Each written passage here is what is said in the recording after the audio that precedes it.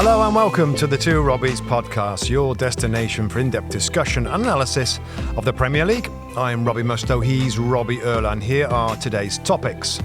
Ruben Amorim's struggles continue as Man City thrash Man United 3-0 in today's Manchester derby. Martin Zubimendi's brace fires Arsenal to a comfortable 3-0 win over Nottingham Forest, spoiling Ange Postecoglou's debut as Forest boss, and Mo Salah's 95th minute penalty snatches all 3 points as Liverpool edge Burnley 1-0 at Turf Moor. That's what we have coming up in today's episode.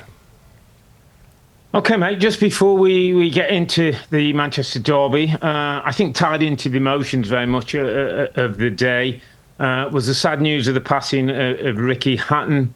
Ricky was a staunch, long Manchester City fan, born in Manchester. So I think whether you're the red half or the blue half, Rob, it would seem that he was a real figure that people looked up to in the area.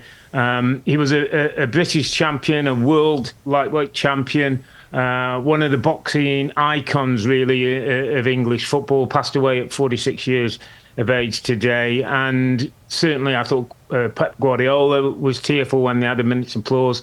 Phil Foden, Erling Haaland talked about being motivated and wanting to do it for Ricky Hatton. So I just thought it was the right thing for us to just mention that, mate, before we get into the game. No, it's right, and awful news before we came on air today to hear that news, and I think emotion was certainly around the Etihad. I think we certainly saw from Pep, Rob, in the minute's applause before the game. He had tears in his eyes. There was a lap of honour at the end, which is kind of unusual, I feel like. So I think there's tons of respect there, tons of sorrow, tons of emotion that may have played into the performance that the Man City put out there. But yeah, it's the right thing to do is to mention Ricky Hatton and what a career he had, and what a sad story it is to start the pod today, mate. Yeah. Okay, let's move to the football, mate, because it was a big game. It was City versus United, Manchester derby that always means something. Very rarely, I think, have United been ahead of City in recent years when they've gone into a derby. That was the case today. But it was City who got back to business, I thought, Rob. It felt to me like the international break kind of came at a good time. I don't know whether there's been a little bit of reset. There's talk about Pep, going to watch a bit of tennis, going to play a bit of golf, maybe, just free his mind up a little bit. I thought there was a real concentrated, focused look about City. That's something we've, I think, questioned a little bit on this season. Back-to-back defeats, not quite sure if they were all there. And I know it's only one game, I know it's Man United, but there was a hunger about City today that I hadn't seen this season before, albeit they beat Wolves on the first day. I feel Pep's trying to figure out his best team a little bit, Rob, at the moment. There's been quite a few changes in the summer. You look at the back line and the goalkeeper, which we'll get on to, Gigi Donnarumma. 3 of the back 4 was different today. O'Reilly comes in, Guardiola come in, Ruben Diaz came back into the side, Kuznaf. He's got an injury, hasn't he? Yeah, so there's changes back there. Yeah, and Phil Foden, Rob. Phil Foden has had his problems, he's had his injuries, he's had his difficulties with mental health, I believe, from last year. Back in the team, looking very good again. A front line of Bernardo Silva to the right, Erling Haaland up front, and Jeremy Doku. I think a lot of those players you just mentioned in the front line were really good today, assisting, making end product. I think Phil Foden, Rob, playing in that more central position is what he enjoys, much more of a 10. I kind of thought first half, Rob, that they weren't, either side was particularly great. I thought the game was there for somebody to grab it by the scruff of the neck, which Man City ended up doing, particularly in the second half, really took control of the game. Because Manchester United were, again, unconvincing, open, and City showed the powers. My first comment afterwards, Rob, was like it felt like a game between 3rd and 15th, because that's where these two teams finished at the end of last season. So that big a gap, that much of an easy match really for City. I don't know about you, mate. I long for the derbies, the big derby games of emotion and challenges and atmosphere. Well, I don't feel that we had it today. It's a good point. To add to that, a yellow card, a Manchester derby, mate, that we've all seen what they've historically meant to teams and individuals. No yellow cards. Not one yellow card today. Not one sort of getting up against someone. No yellow cards in a Manchester. No yellow, no reds in a Manchester derby. Kind of tells you everything, Robert. Yeah. And there was, as you said, I thought City's midfield started to get domination. Doku came a bit narrower than we've seen him. Phil Foden picked up lovely spaces between and behind Ugarte and Bruno Fernandes that we're going to have to talk about. That isn't a defensive shield. Yeah. And once they controlled, I thought that it could have been 4 or 5 for City. Missed good chances. Holden's got through. Ryan should have done better. Yeah.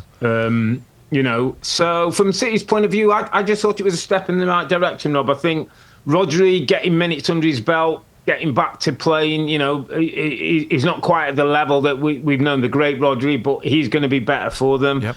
Phil Foden, as you've talked about, Earle and Haaland, Rob, question marks about him. I thought he looked really hungry at it today, physical.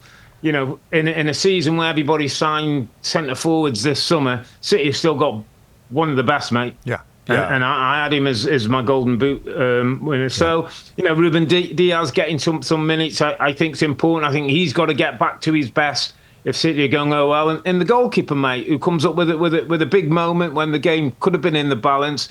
I mean, and Edison has been an outstanding goalkeeper for City and a massive part of what they do. But I'm not sure if Edison makes that save right now in the form and the position he's in. He's just that little bit of spring, that little bit of athleticism, that anticipation hasn't been there recently. I'm not sure if he gets there and all of a sudden at 2-1, Rob, it could have been a different game. I think a lot of goalkeepers don't get that, Rob. As soon as because we're in that studio, we get all the angles. And as soon as he strikes it, I'm thinking, wow, that's in the corner. Because we got the first initial live look was behind the shot. Yeah. And it was well struck by Mbeumo, a little bit bend on it. Oh, that's going in. Yeah. And then all of a sudden, this great big hand appears. I feel like, Rob, I reckon if he lies flat out, almost feel his toes touch one post, his hands touch the other post. He's got a huge amount of wingspan. Wingspan, yeah. Wingspan. His position was good off the line, and I think Tim Howard really thought it was a good save, not just because of the size, but also his anticipation. He's almost diving as a shot coming through. Apart from he's come past somebody's body, hasn't he? So he hasn't seen it till it's come past Yoro, I think it was, or not Yoro, whoever it was, Diaz or whoever. So, it was, So I just thought it was a day where a lot of key City players got good minutes under the belt, which will do them good. For Manchester United, Rob, and you've talked about it, there wasn't the firepower, there wasn't the physicality that, if you can't win one way, you might have to do the other. My problem for Manchester United right now, Rob, systems and individuals and personnel, we'll touch on, and it's nothing we probably haven't said before. Yeah. They're a bit grey at the moment. The Red Devils are grey. They're a bit... There's I don't really see, the front three didn't really come alive today. Maybe didn't have service. Šeško's still a work in progress. Yeah, the midfield two, everybody knows. The wing back, it's I'm not sure which bits are working, which bits are right where we want them to be. Gosh, it's like Rebecca said afterwards, Rob, she's sort of running out of questions. I'm running out of answers. I think we all expected after watching them a little bit in summer series. Big clear out, by the way, Rob. There's been a big clear out of players. There's 8 first-team players that have left the club. Maybe a lot of those are only loan signings away from the club, but that's kind of a lot to try. And 4 players have come in. There's a backup goalkeeper and 3 forwards. Not many other places in the team have been touched a little bit. And, we can go round and round, Rob, and we've done this all year in terms of systems and different situations. There's no change to midfield too that look very exposed out there. And by the way, there's other teams that play the system that don't have so much exposure to the middle too. So in their system, Brian Mbeumo and Diallo would come much tighter. We watched Burnley nearly get a result against Liverpool. I did a little breakdown, 5-4-1. It is possible to play in this way without the ball and be tight. Problem being is Ruben Amorim's experience at Sporting Lisbon in the Portuguese league, where they dominate possession, and when they dominate possession, you don't worry about so much without the ball because you have it most of the time. And when they have it, 3 at the back, 2 wing backs, 2 in midfield, 2 number 10s. That's great. But unfortunately, in this league, they don't get dominated like that. If your 2 10s aren't doing that, and you're going to say, well, I'm going to allow them a little bit more license, your wing-backs, Rob, have to come in. Yeah. You know, Brentford were brilliant at it when at times they played that 3 with a 4 when he played teams, and it was like 4 midfield players in there. You know, the wing-backs weren't sitting out there in the wide positions or just worried about getting forward. I mean, you're right. We seem to keep going down the same road, Rob. We're now in a situation where he's got till Christmas to start sorting this out. Now, today, in my opinion, before bigger questions are asked, and not just by me, but maybe by some people at the football club, fans, maybe not the ownership group at the moment. I tend to think they want to try and see it through, and that's okay. But if they're gonna go with this guy, Rob, and who's wedded to this system, and that's okay if he's wedded to the system, they've got to find players who can work this system.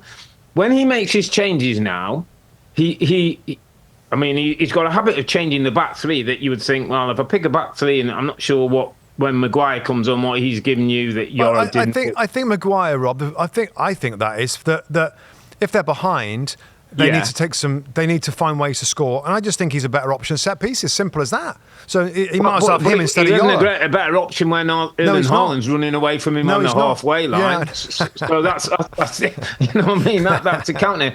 But even more to my point, Rob, is we know how City play, and they've got Haaland and they've got Foden underneath him, and you talk about Doku and Silva and the setup. If I'm going to make a change then, and I've gone with my system, Rob, and it isn't particularly working, then we're getting exposed in midfield, can't I make some changes and change the system that way? Can I not go 2 centre-backs against Haaland? Because guess what? And stick another guy in midfield that might really... Just give me something different. Yeah. But he just goes like, Diallo come from 10 going to wide, which he's not great at. Bruno, you now going into the 10. Maino, it's just saying... It's like, okay, those players didn't work, but I'll put some other players in. It didn't work either. The City then open the game up and have 3 or 4 more chances they can win the game. And I'm just thinking, okay, that might be a time when you go, okay, we've started the 3-4-2-1. It hasn't gone. I'm going to change it up a little bit and see if that gives City a bit more of a problem. Well, yeah, and that's what he's done week after week after week. And it's not changing that much, is it? Things aren't getting much better. I just, you say there, Rob, that he'll have till Christmas. I mean, he won't get that long, Rob. He won't get that long. Whatever noise is out there, and whatever we say in a million podcasts about what he should do, what he shouldn't do, the end of the day, he's had almost a year now. There's been quite a lot of moves, like transfer windows. He's had a lot of big decisions that he's wanted. He's got a lot of kind of big name players that came and he wants out of the club. So he's been backed. Right? And if there's still, the results are still poor and they're, languishing in the bottom 5 or 6 of the league table, I just feel like another 3, 4, 5 games, Rob, is going to give us really our answer until the January window. Well, how's it going to get any different? His argument's going to be, Cunha coming back. One player. Yeah, I'm with you, but I'm just saying his answer. I've got to badge Shasko in. I've got to, if you're giving me the money, you've got to give me the time to, I've got the new goalkeeper, Lemans, who's come in. I've got to give him time, he doesn't start today, but at some point. So I just think it will get till Christmas. I think at that point, fans, pundits, owners might start saying, hold on a minute, this still isn't working. They also, and again, Robin, and it's something I don't know if United are doing already, but there's no obvious candidate out there. I know a candidate. Ooh. Well, it won't be easy to get him, but of all the things that we've seen at United since Sir Alex Ferguson left, you want somebody in there next, when it comes to it, that really knows the league, really knows he's a good technical coach. You really know he can handle the media the size of Man United. You really know he's good man manager, and that's Eddie Howe. He's proven it now in all different manners of this position, from management to tactics to media. That would be my choice to say he's the best guy around for this job. If he goes in there, interesting thought. If he can't figure it out over a period of time, then there's greater problems. Like at least, even with with Amorim, Rob, we know he did a brilliant job in Portugal, but there are little doubts. Like, well, yeah, but English football's different, and at least he's the safest kind of bet of probably going to do well. Is Eddie Howe? I don't mind that.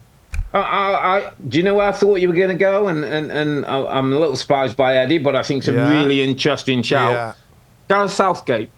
Could Gareth Southgate, ex-England manager, dealt with media, found, brought a bit of a club nature back to international football, worked with players, is statesman enough to carry the club. Yeah. But the biggest question, Rob, I'm pretty sure he wouldn't want it. The biggest question, so you've hit me right where I was going to go. If you're Eddie Howe, do you take that job? It's not the job it was, Rob. It's still Man United. It's still the biggest club in England. It's still all that. But right now, for the 2 or 3 years, it's a S show, and I won't say what the word is. It's an S show, and somebody's going to have to go through that to get, the Sir Alex couple of years where it didn't quite go, and you're not sure. Does that hurt Eddie Howe? Do managers get that time now? Am I going to go there, Eddie Howe, and go, for 2 years, this ain't going to be great, guys, but I'll get you in the right path? He'd have to be given all the power that he wants in terms of recruitment. He wouldn't want to trust Jason Wilcox, and can't think of the guy's name now, the head of recruitment. There's another guy there. Barada. That's the CEO. There's another guy. CEO, can't think of his name now, the head of recruitment. I mean, they all work together. He'd have to have a lot of control of that. But I think it's a valid question is, would Eddie Howe want to step into that football club and deal with... Well, it's a very, very difficult job. I still believe that as a football manager, he will feel that that's almost the pinnacle. Because let's remember, it's the first or second biggest football club on the planet. And if you're a manager, surely you'd like to be the one to slowly turn this juggernaut around, because Ruben's trying very hard. He's been given a lot of faith, a lot of money, a lot of change, and he's finding it hard to turn it around. You may be right, Rob. Maybe we got to forget about this thing and let him get on with it for another 3 months, like up to Christmas time, and maybe things when Cunha's back, maybe a different goalkeeper. I don't know though, but I mean, Eddie Howe, this is, and by the way, Newcastle United fans, I'm sorry to have to mention it. I know what he means to you. I know what a job he's done. I'm just thinking of anybody out there that could potentially, be the safest sort of option that you kind of, know what you're getting. If he can't get it, I mean, you've got to trust somebody, and go 100% trust with the manager. And I think he would be the guy to do that. Gareth Southgate, pal of mine, I just don't know whether he'd want to take that on. With all the stress and everything that's involved, I just don't think so. I'd actually see him more as an upstairs guy, possibly, that could direct a club like Man United to bring him slowly round again. I really do. I mean, that would be something I'd try and bring him to the club. Anyway, we go on, Rob, and I don't know. I just feel like this time of United, I'm a little bit. Gosh, I don't know where we go, because. The win, we did a win percentage thing, Rob. It's like the lowest by a long way of managers post. I've seen 31 Premier League games, isn't he? He's won 8, drawn 7, lost 16. And he's probably trying to change it more than anybody's tried to change it before. So you've got to give him that little bit of leeway.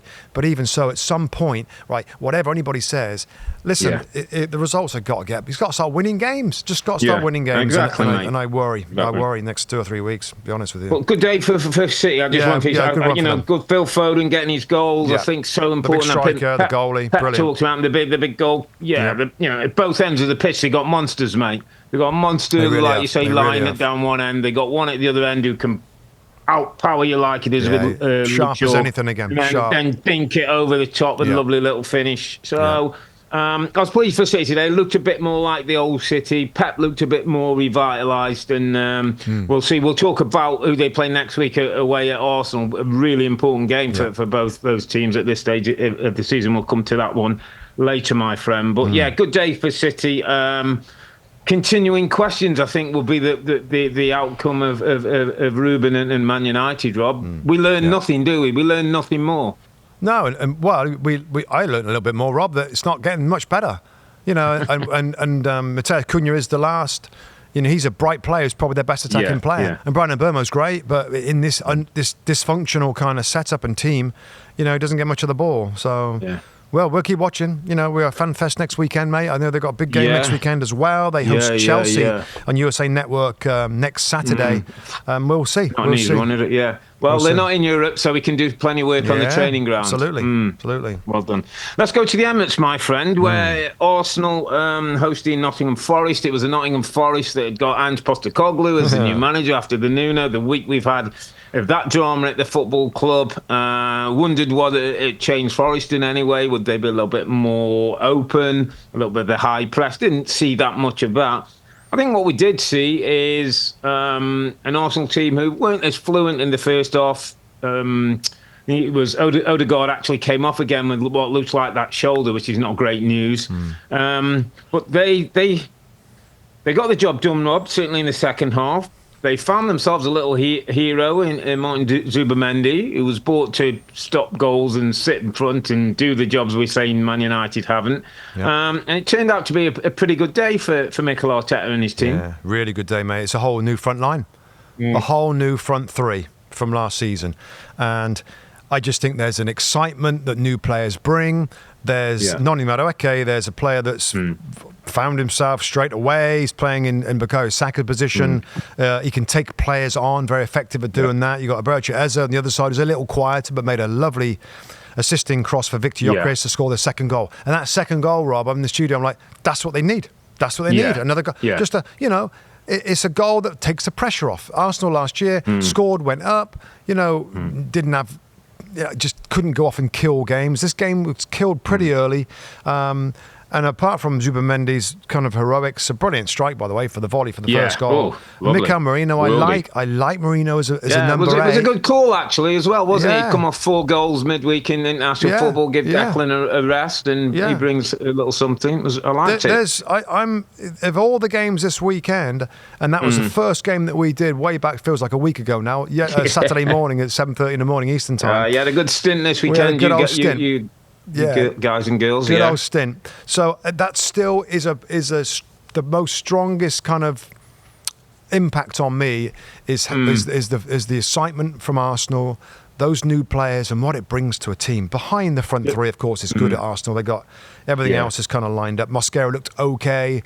William Saliba, Robbie did quite well. I quite liked him. Yeah, I thought he did okay. Kid, young, wasn't big signing. So my takeaways. Similar down the similar road, but the first was looks like money well spent in depth, Rob. So really if Zubimendi gets a couple of goals that we don't expect, but we know what he can do in midfield. Mosquera, I thought, did okay, filling in for Saliba. Eze will have better days, but gets an assist. Madueke, I thought, was the best I've seen him play. Looks like he's playing with a bit of confidence, played in for the national team. And Gyökeres, my friend, I want to just hone in a little bit on Gyökeres. Okay. In that, what I liked about Arsenal yesterday was it wasn't all a thing of beauty. He's brought a bit of ugliness. He's blunt.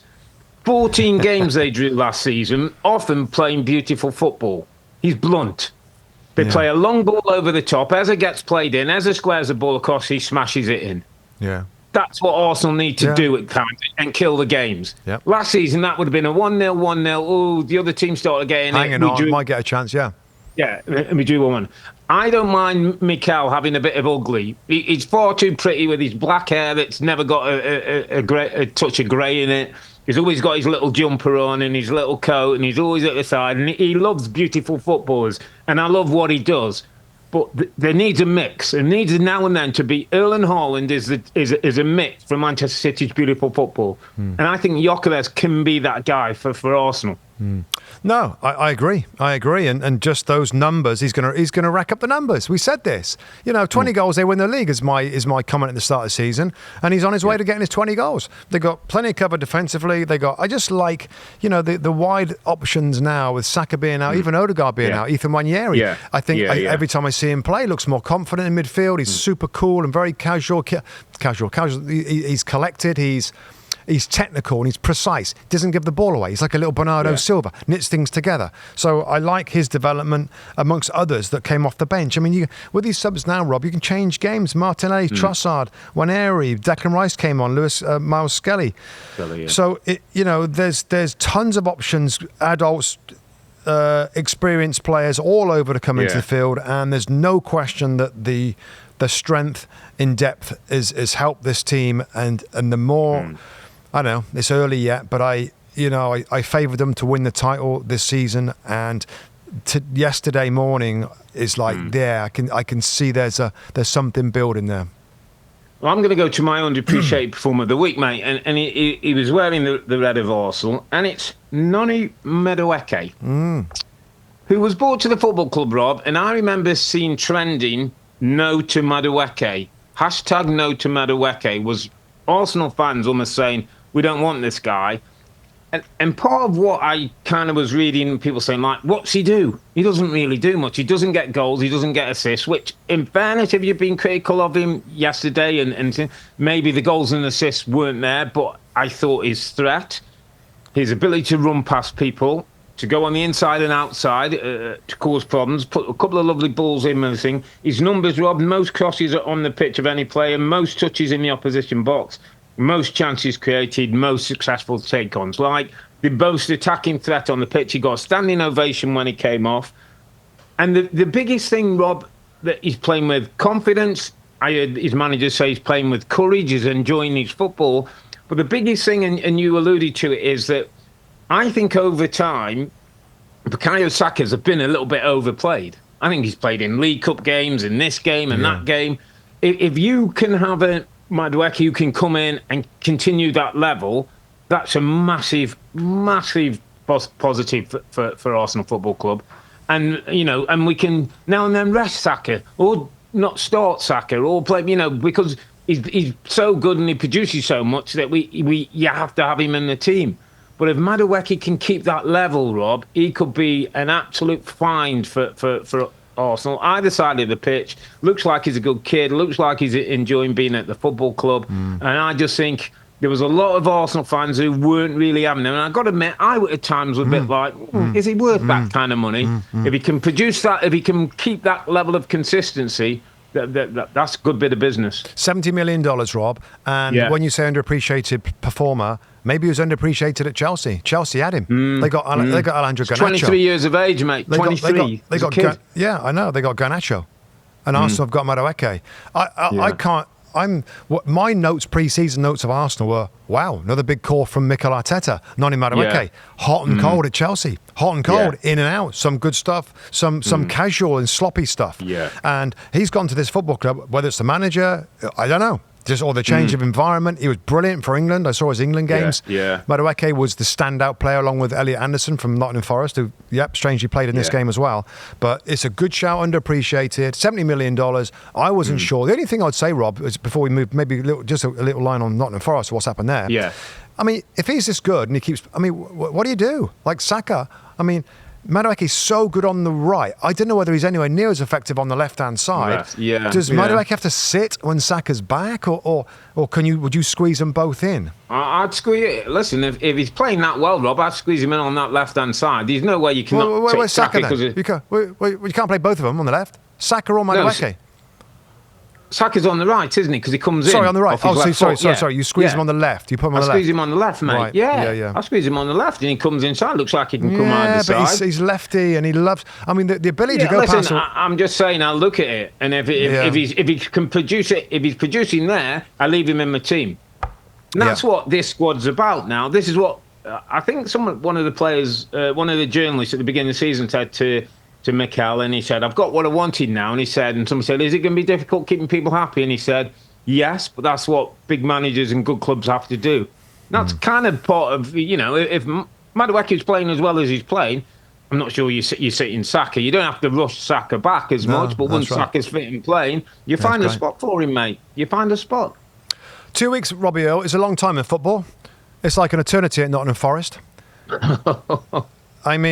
Again, I'm not sure we're going to give too much to it, but my goodness, a change. Nuno Espirito Santo brings the club into European football, blimey, and says the wrong thing in an interview, falls out with the director of football, gets his nose pushed out, does that pretty bad interview, wasn't it, where he's talking about the relationship with Marinakis, the Nottingham Forest flamboyant, demanding owner, and he's out, and Ange Postecoglou is in.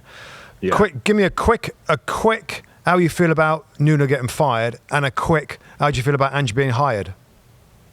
My quick Nuno being fired is, I'll give you 3 letters. EDU. Well, Edu. That relationship has changed the flow at the football club. Don't know what's gone on. Don't know who's at fault or if anybody's at fault. So the guy him coming into the football club has changed the dynamic. And there was only going to be ever one winner. Well, I hope it all works out for Edu, by the way. For a manager that does the really most important thing of a club and gets that team, he brings them very close to getting the Champions League. And you're going to back a director of football. You know what, Nuno, you don't agree with it, Edu? He's our guy. Yeah, you might have to. You're going to get pushed out. Well, the thing with Nuno, Rob, it was like, and it happens in a number of cases. I think I played with a manager same as certain managers suit certain players and ways of playing, and Nottingham Forest are getting the very best out of that group of players under Nuno. Now, I think Ange is a good manager. He plays in different style. Often he'll bring that in, I think, a bit slower maybe than people think. But there's no guarantee that works with Ange. Go on then. So Ange, when he got hired? The players might not be as good as he expected. They're not possession based. The times that Nottingham Forest want the ball, they played against West Ham. West Ham let them have the ball. Forest didn't know what to do with it. They were like, we don't really want the ball. We'd rather sit back and counter-attack and break down and turn over. It's going to change. It is. And some of these players might not be suited to that, Rob. And so now we have a bit of a problem. Yeah, I mean, I think when you do think of the likes of McAtee that's come into the football club, Gibbs White. I know what you're saying. Can play. Yeah. Elliot Anderson's a brilliant player. Hudson Odoi can. If you were playing like we used to play, we were like the high press, get in people's faces, win the ball. Then every now and then we used to think we were better than that. And we'd say, Gaffer, can't we play a bit? Can't we keep possession, Gaffer, in that? And he'd go, all right, 1 week. He'd say, let's have a try at that. We get beat 3-0 and we go back to what we used to do because that's what we do. I'm just wondering if the Forest players, take on Ange, start to be a little bit more possession-based, and then things don't particularly go so well. Yeah, possibly, yeah. What happens then? No, I don't disagree with you. I think the players may be a little better at that than what we all think, but you're absolutely right. Maybe. If they're not, because you open up with Ange, you open up. But he said he's going to gradually do it, Rob, and we'll see. Yeah. I mean, what I would say is Marinakis, right? And you can say, I can say he's a very demanding, difficult to work for owner, but what a job he's done. What a job he's done at Nottingham Forest. And he puts his money in, by the way. He puts his money in, and everything's gone. I mean, 2017 he took over. He brings them somehow back into the Premier League, where many have tried before, by hiring the right managers and bringing them up. We all thought about Steve Cooper being harsh to be let go. Brings in Nuno Espirito Santo, brings in a manager that drags them into Europe, almost the Champions League, and he makes another big call and brings in Ange. So up to now, like, if you're a Nottingham Forest fan, probably you're like, I trust this guy because everything he's done up to this point and the crazy amount of money, he's almost like he wants them to be a top 6, top 8 club regularly, and he'll keep finding players and changing managers until he gets it. So who are we to say that this is a bad move? I think all we know is that with the owner Marinakis and Ange Postecoglou, thank you very much. There's headlines. There's headlines every week, There's mate. material. We've got material. Brilliant. Love it. There's a Greek connection, isn't there? Because he was born in Greece. They've met only 3 or 4 times, though, Rob. It's not as though they have a relationship. Ange said it himself. And he's funny because he asked about the winning trophy in your second year. He said, well, actually, I've won trophies in my first year as well. Yeah, and if I don't win a trophy in the first year, I'm probably not here for the second year anyway. So I think we're not going to feel sorry for him, Rob. You know that, right? We're not going to. Absolutely. Every manager now, with this guy, you know what you're signing up for when you go for Murray. Absolutely. You know what you're getting. And they want a bit of, if things aren't going well. Listen, he's had Daniel Levy. He's just had Daniel Levy who's just left the football club. So he's well versed in that. The tough owners, the tough chairman. Let's go to Turf Moorway, where we're coming well versed in late goals for Liverpool. Oh, blimey. After 83 minutes, apparently, All games after 83. The last 4 games, 88, 90, 83, 95 there you go. Were the winners. Yeah. I mean, I was really interested in your quite strong take today, where obviously there's two schools of thought. They're champions. They're finding a way. They're getting it done. Yeah. And you sometimes you've got to do that and it'll get better. Or a bit more, I think, where you were going, like, that's kind of good for now, but this can't keep going. No, it can't. Because eventually something's going to give and you're not going to get the points, and then we start having a problem. Or you're going to get better. You know, that's what they will hope. They will hope that they're going to get better. Alexander Isak is going to take a little bit of time. He has the potential to make them a lot better. Yeah. Florian Wirtz is still struggling a little bit. And I said this, Rob, at the beginning, where I felt like Liverpool, lots of change. There's 4 or 5 places in the team that's different, the champions. During that adaptation period, and when Isak comes in and all that, are they going to lose ground by this newness, by the trying to find their feet in this new team, really, as half the outfield is different? So to your point, Rob, just on that, because I made a note, is in some ways his job maybe more difficult this year than it was last year? He didn't bring any, but Kaiser in, kept things, little tweaks. I think it is the more football difficult. was thing. Yeah. This time he's got Kirkes in, who hasn't settled well, looks a bit of a hothead. I thought it was a really important. I think you made a great point, and I wrote the same thing. Like, he's ruthless, by the way, and he said the risk on the pitch to Liverpool losing the game was Kirkes, so he got him off. Off you pop. And I think he told him on the way off. He did. Yeah. But, you know, you've got Kirkes come in, you've got Wirtz, who's not really settled, and it was, again, interesting. I watched the German game this week, just to watch Boldemolden and Wirtz. Wirtz looked a different player, mate.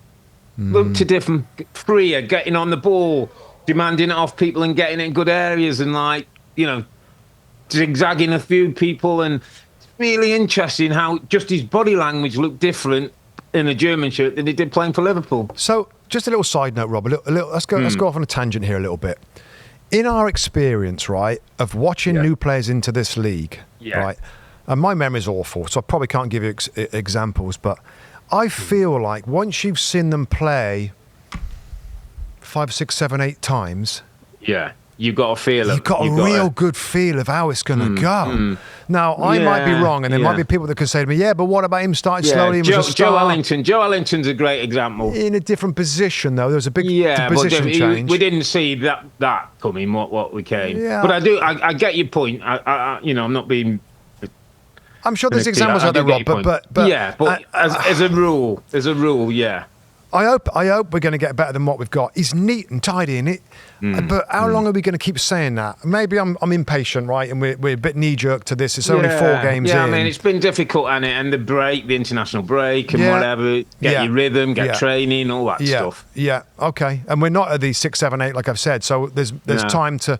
But it's a little concerning, and I just think, Rob, at the moment, I said to Tim, I think Arne Slot is not taking him off or not playing him. Trying to see him he don't want any more noise because there's a little bit of noise. He hasn't done, for a very expensive player, like he hasn't done much. So if you bring him off, it adds to the pressure. His head goes down a little bit, and then people start to watch him a little bit. So I think he's still like, you're my guy, you're doing great, you're doing fine. I think he's still, I think it'd be money well spent in the end. I suppose the other one, just to your point, would be Gravenberch would be a great example of, you see him in one season and like, not bad, and then we see, different player. It's just that, the things it's just the little movements that he was doing in the German shirt, Rob, and they're looking like and dummying and the little flicks and that.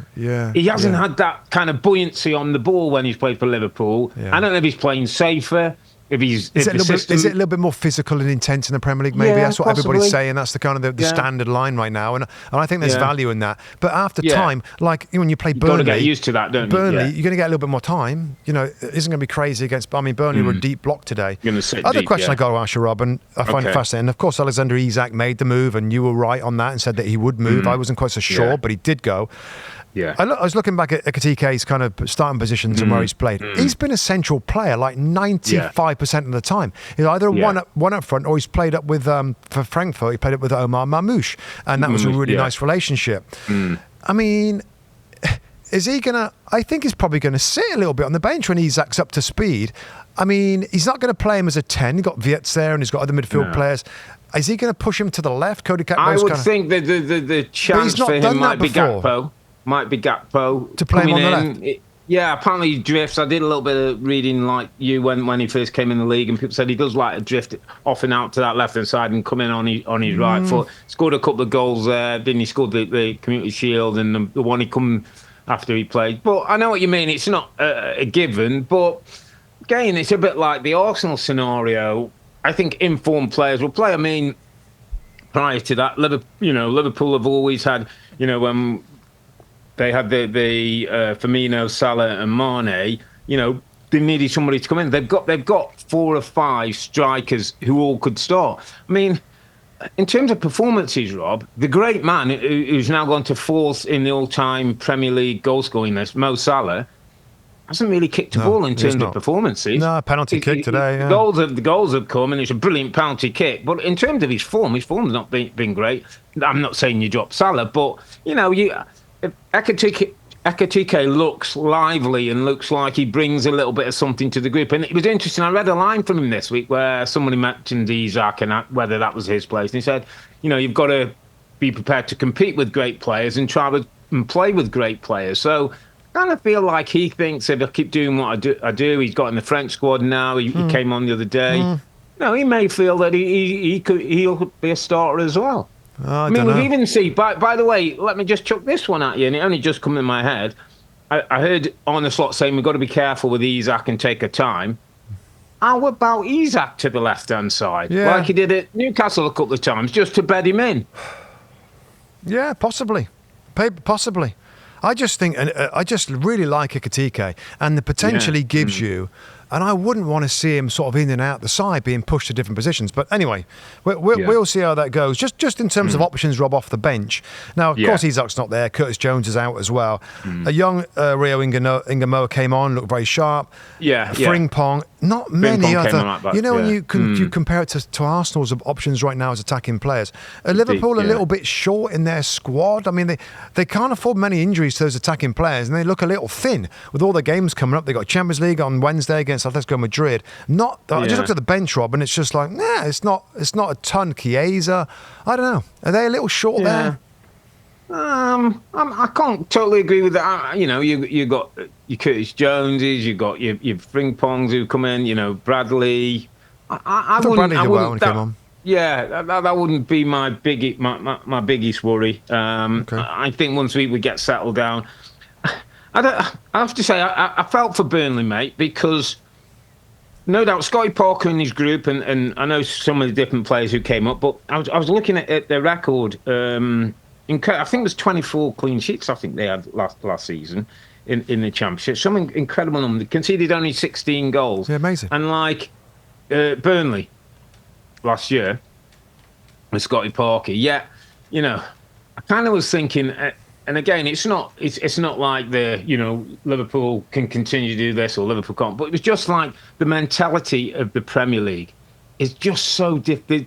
There's like great players, great technical players and quality, but there's a mentality change as well. That you get stronger-willed people, I think, in the Premier League, and so it was that will that it's obviously a penalty. It's obviously, Mo Salah gets it. He ain't going to miss it, and they get the 3 points. And I thought, it was a bit harsh on Burnley, who'd done their thing, and their sending off didn't help. Postecoglou, I thought should have got a straight red, by the way. Yeah, I thought it was a straight red, man. I thought it was a terrible challenge. No, I did, yeah.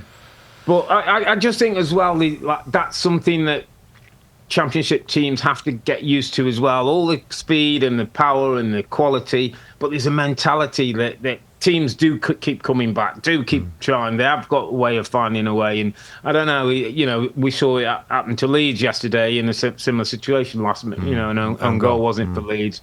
This time it's a penalty for Burnley. And I felt a bit for Scotty and his group because they did what they could to stop Liverpool. Liverpool weren't on a great day, and it looked like they were going to get a point, and all of a sudden, you get nothing, and you go, everything goes out of the dressing room. First, Scott Parker loss at Turf Moor as manager. So, wow, it looked like he was going to continue the run. Looked like he was going to continue the run. I mean, that's how strong they've been at Turf Moor. So, yeah, I did feel for my old mate Scott Parker. I played with him years ago at Charlton. Great guy. Get another chance in the Premier League.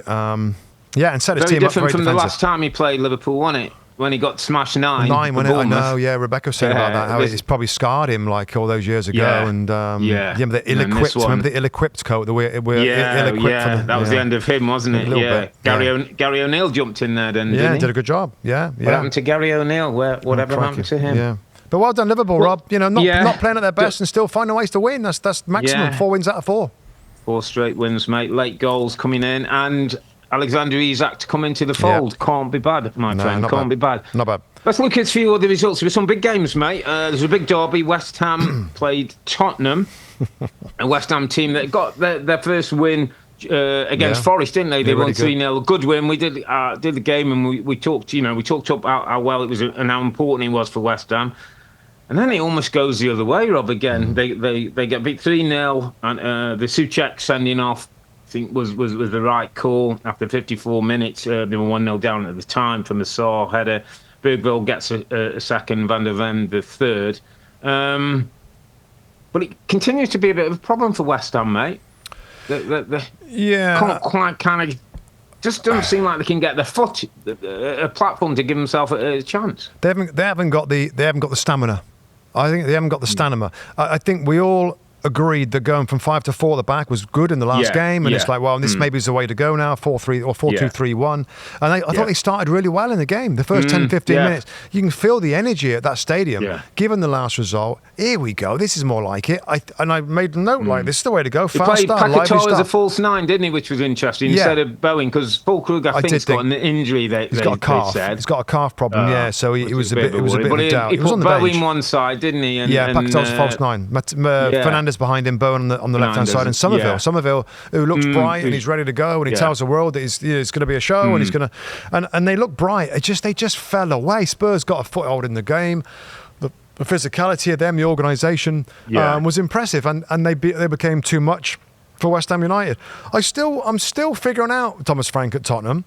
I like to, mostly you see a team a few times, you're like, That's what they're going to be then. But because Thomas Frank, and we know he's like this, he's so varied in his... I still don't really know. I think Tim Howard described it pretty well, where he said they kind of do the Antonio Conte thing pretty well, deep block, and also they'll have a little high press now and again. So at the moment, the variety in the way that they play is what's sort of leading my thoughts on them. He's very opposite Amorim, isn't he? He's a polar opposite of Amorim. Every game changes things for the opponents and trusts his players to be able to do it. It just means that you don't always get a patterned groove team that you used to see because it's going to be different most weeks.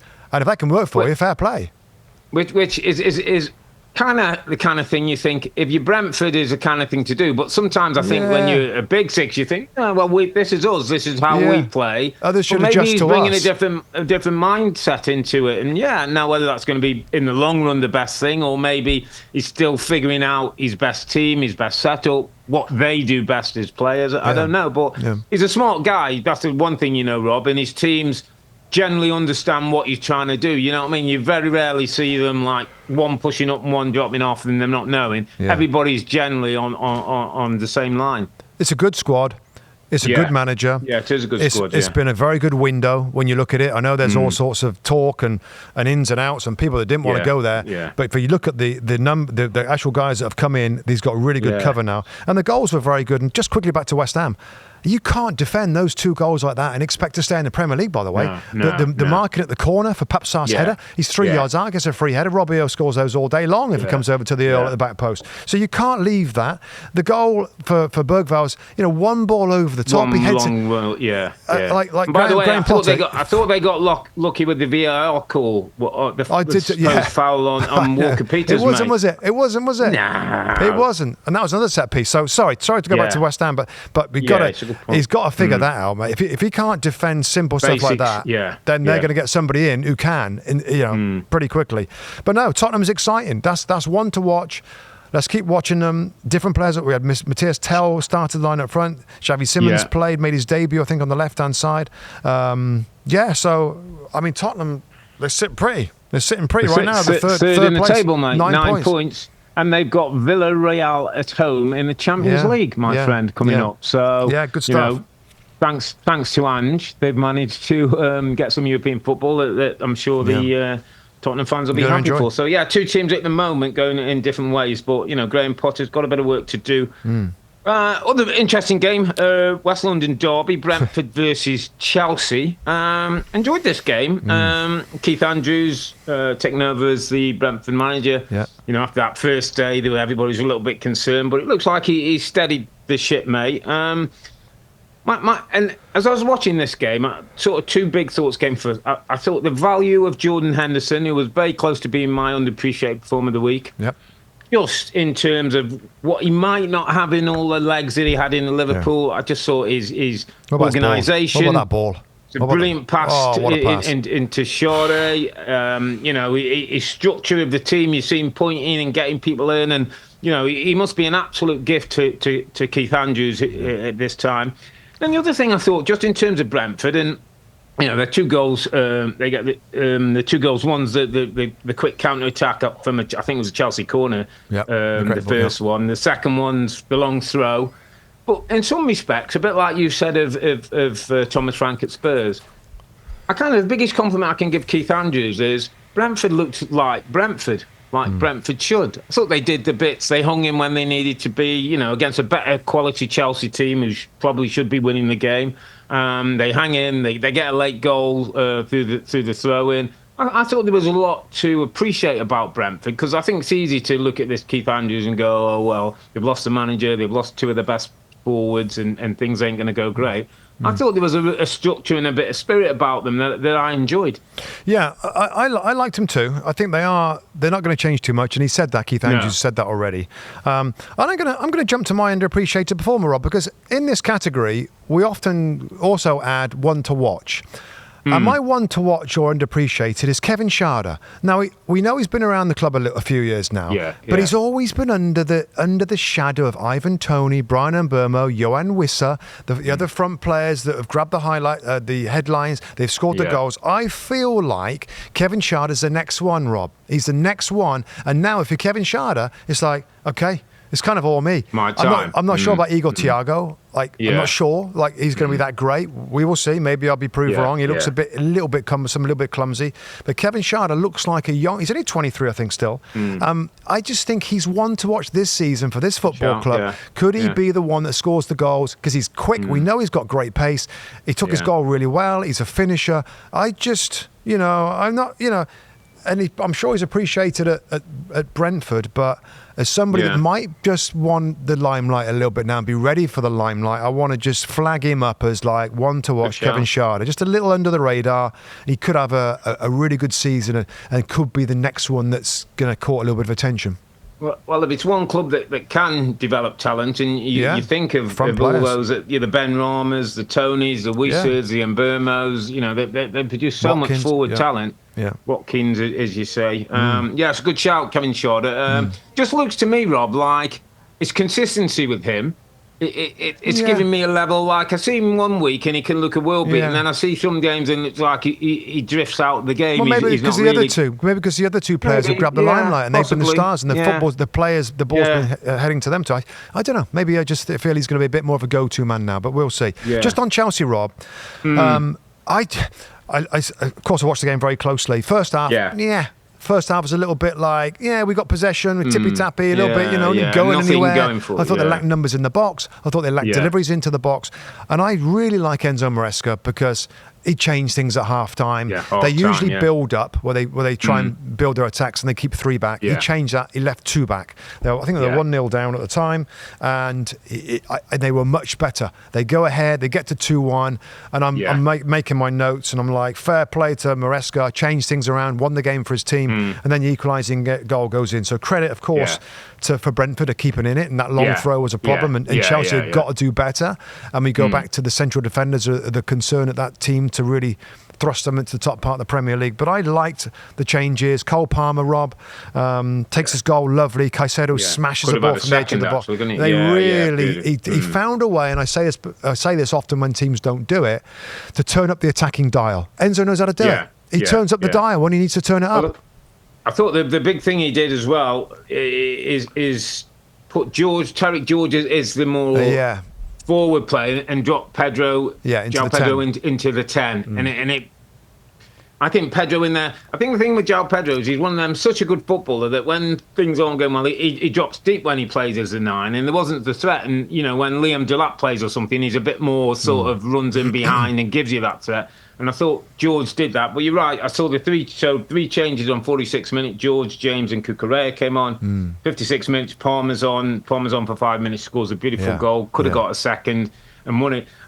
I have to go back to it, and it's the same thing with me. I'm still concerned about their defending, Rob. Yeah, I know. The first goal that gets played over the top, I don't think Tosin does a good job of a one-on-one defending. No. The recovery runs, thinks Fofana, never gets back inside to cause a problem. You know, if you're defending at the far post, and Garnacho's, we know, is a wonderful talent, Rob, if he's your man on the far post and you let him go, mate, me and you are going to have a problem when we go in the box. I know you're a talent. I know you can score unbelievable overhead kicks at Everton and winners' games, but 2-1 away somewhere in a big game where we've got to clear a long throw to get 3 points, you've got to do your job, mate. Yeah. And that's what he's got to learn, Garnacho. Yeah. That's the bit that I'm not sure about. And that's the problem with all the changes at Chelsea. Yeah, you know, there's so many changes. Like another player to kind of integrate and to learn what you got to do. So as long as that team keeps changing, I don't know. You know, they need to find a groove. They need to find a regular little setup, and maybe that's not the case. And maybe modern day football is going away from that with all these subs and all these competitions. Maybe it is about who changes and different players coming in and rotating, and that's the best teams will do that most effectively. But so frustrating for Chelsea, but fair play to Brentford. But they shared the points. Yeah, one apiece. Okay, mate, let's push through a few of these other games. I actually watched most of the 10 o'clock Newcastle Wolves. I wanted to have a look at Voldemort and a couple of people who got his goal, mate, and, you know, he's a new hero now up on Tyneside. Yeah. I have to say, Wolves didn't play bad, to be honest, mate. Okay. I've got to say, Wolves weren't probably were worth a point on the day. Newcastle, in the end, at home, got the win. But they were bright, Wolves, and I think there's a bit more than the 4 defeats we've seen about them. But obviously, Voldemort getting his first goal for Newcastle United. I'm sure that's one of many. One of the teams of the season so far, mate, who we almost should not be surprised now what Bournemouth keep doing. Bournemouth 2, Brighton 1. Incredible. Semenyo with the penalty. Yeah. After Scott had put them ahead. Great goal, Scott's nice goal. Oh, lovely left foot, beautiful. He's a lovely, very nice footballer.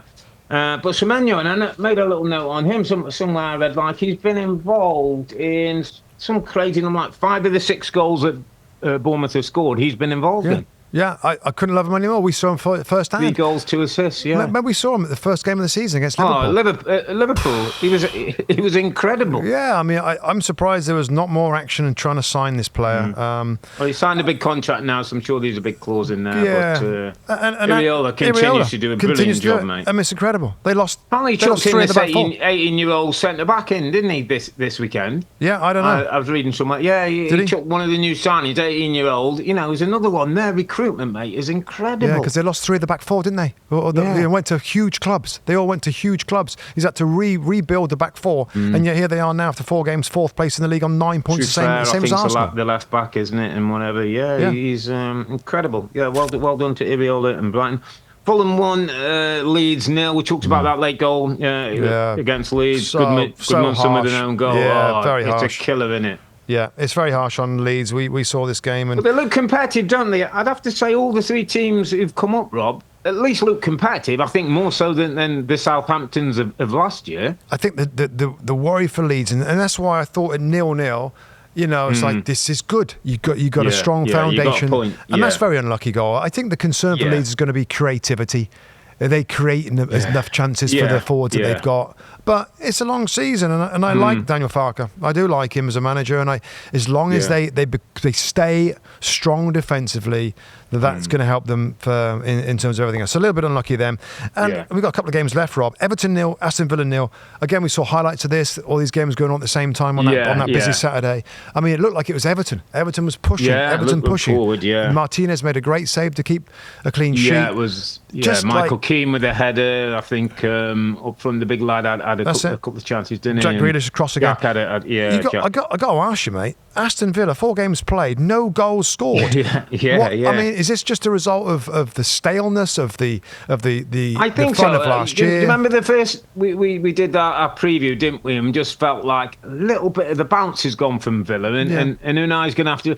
And we go back. You can go back to that Champions League game, the last game of the season. Yeah, the Premier League season, where they missed out on it. Bad decision.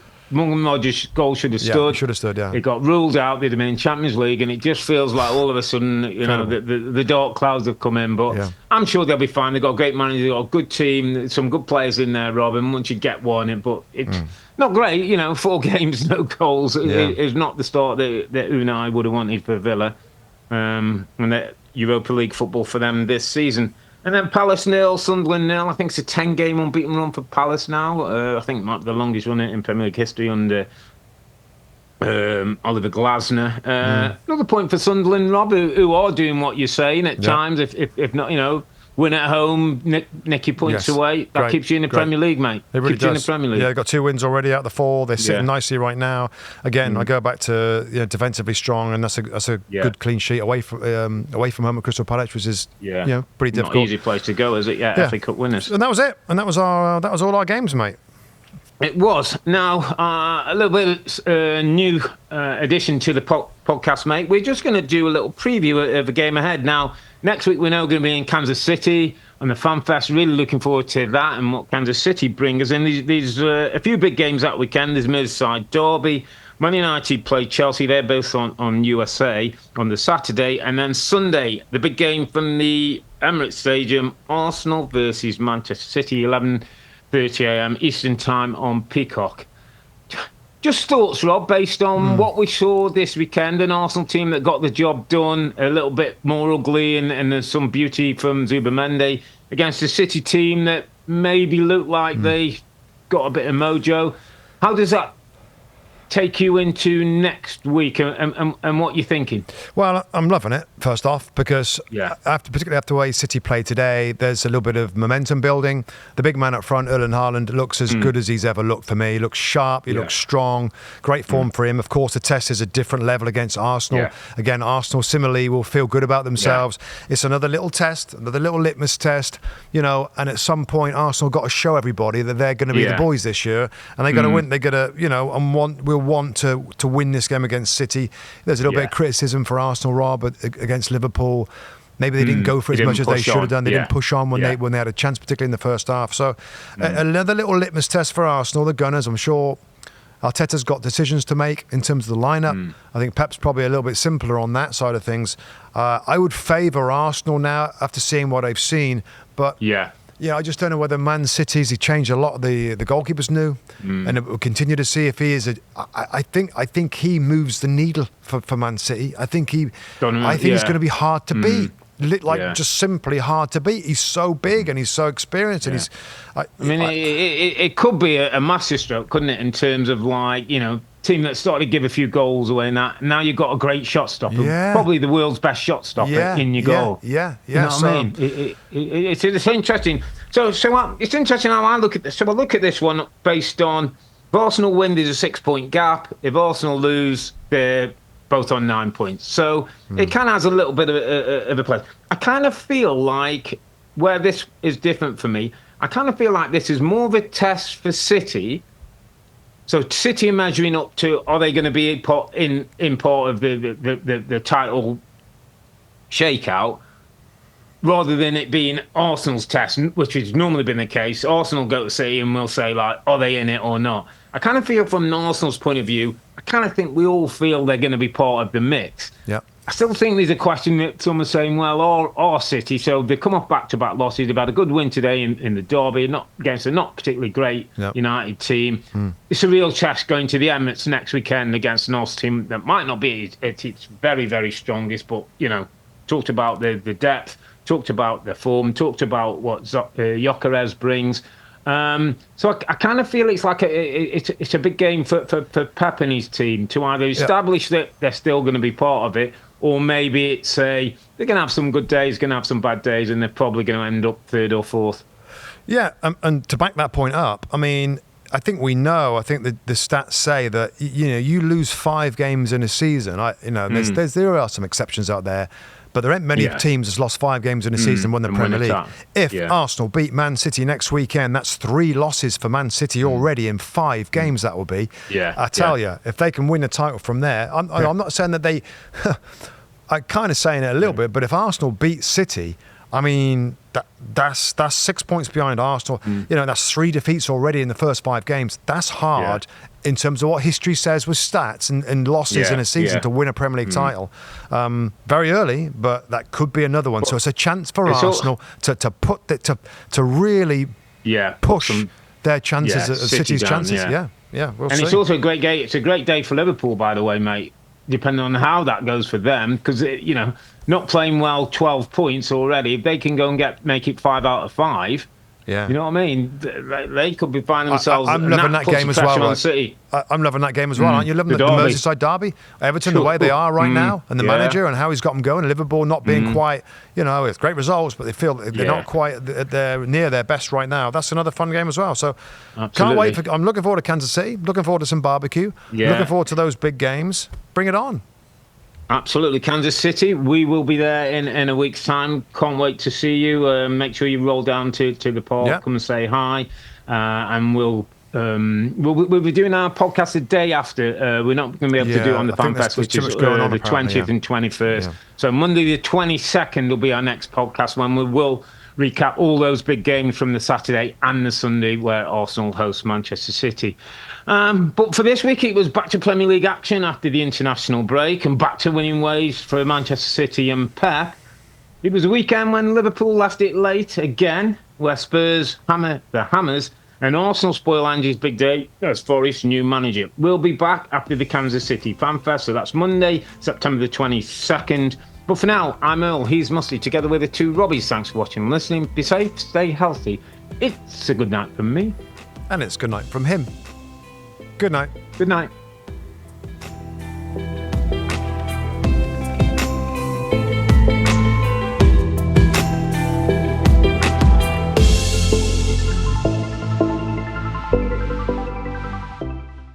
Hi there, I'm Rebecca Lowe, studio host of NBC's coverage of the Premier League. Don't forget to hit subscribe to watch more videos all season long. And for even more Premier League content, from original series to live matches, head over to Peacock.